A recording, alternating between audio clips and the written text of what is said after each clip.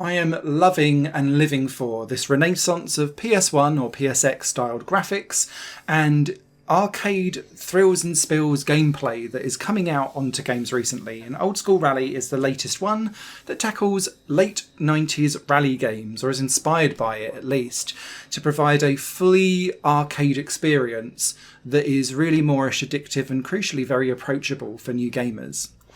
This game might look like a Colin McRae Rally 1 or 2, but it certainly doesn't play like it. It plays far more Arcadian, so think V-Rally 97, think Sega Rally. That kind of, you can just chuck the car in most of the time and hold on for dear life, and you'll survive. That's how this game plays. It's very rare that you actually really need to slam on the brakes properly, and that's been a piece of feedback that the developer's been working on since its early access release at the end of last week.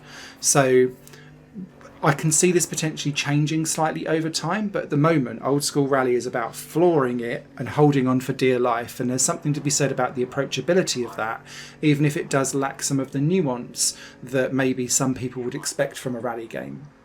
That nuance applies and approachability applies across the board. So if you smash into a tree or a wall, the damage model only affects things visually, and what it does do is reduce down the top speed that you can get to. And it felt like, but I can't confirm it, that the acceleration was slightly sluggish as well as you changed between gears. But it crucially didn't really affect my handling at all.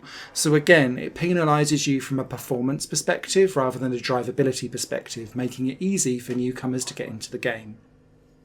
There are lots of different types of tracks across different terrain.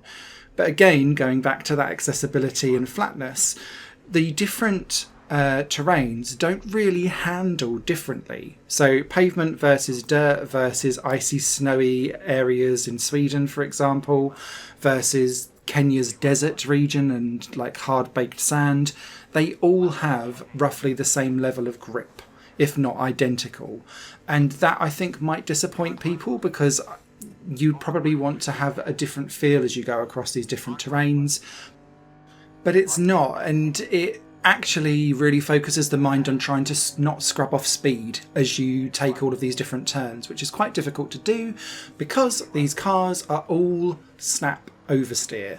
And so you need to really, whilst you are chucking cars in, it's that, do I feather off the throttle slightly? Do I ever so slightly dab on the brake maybe so that I can just pitch myself into a slight turn and then steer my way through it? And that's really the decision-making process that you're doing throughout about 70 to 80% of the corners. There's a couple of tracks in China, for example, where you're following the Great Wall and there's lots of switchback hairpins going on.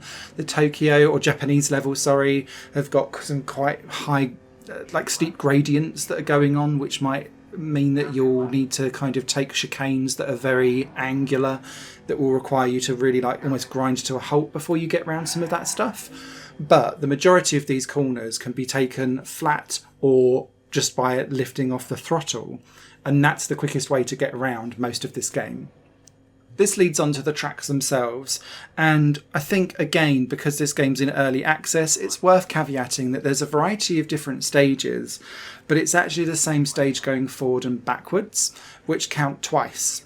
And so you've got like Australia, Japan, Finland, Sweden, Kenya, for example, as like these different locations that all have very different assets and look and feel, but they all drive on the same because it doesn't matter what the terrain changes are, and there's weather effects going on occasionally, like in the Swedish one there's snow, but it doesn't actually affect anything. It's there for graphical effect rather than actually impacting the gameplay.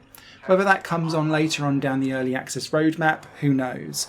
But again, it's just set your expectations of what you're coming in for here, and I think you'll have a much better time, because if you're expecting Simcade, it's not even that. This is pure arcade action, and it's about the aesthetic and feeling all powerful as you bash your way through all of these different stages to hopefully get to the win. That win will come through going through different cups or rally stages. And there's several of them, starting off with like a 4-stage rally up to 10 stages per rally. And in order to beat each rally, you need to complete it under a set time limit per stage.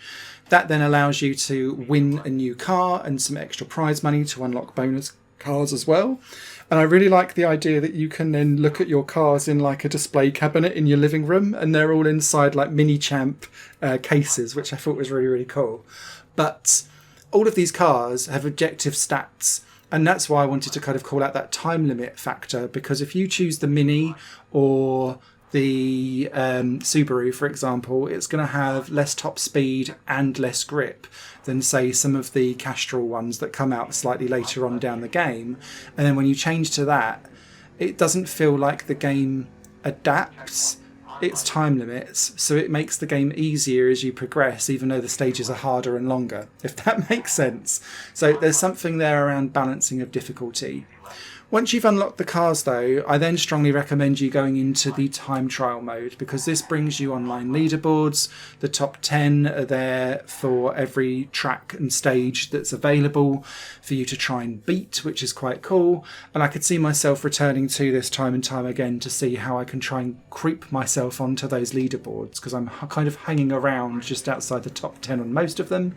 And I'd like to do a bit more, please. Thank you very much. And do a bit better. And that slowly leads me into longevity of this title. It's quite short and succinct at the moment in its early access phase, but there's still plenty here for the price point. It's just I didn't realise initially going in that every stage would just be a forward and backwards of a different location. And I think maybe a good way to beef out this game is repurposing those same locations and doing a second stage and then giving that a forward and backwards, and instantly you've got double the tracks, which I think would provide double the fun. This game obviously is just released out into early access, and there are things that the developer has put on its roadmap that will be coming out over the course of time. And that includes a new tutorial stage, custom car liveries, photo mode, full replay and highlight modes because you can't watch anything back. There's also no reverse view in this game either, which I guess makes sense because you're not necessarily looking backwards.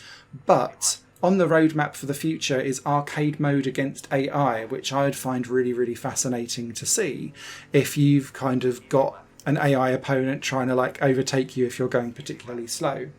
Also, local co-op and Steam Workshop is on the future for this game too, for ahead of a official full release in winter this year, all going well. Outside of that, they've said they'll add more cars and more stages, which is great. And I think this is a really solid base to build upon. Just please expect a pure arcade experience going in, because if you're expecting anything simmy, you will be disappointed.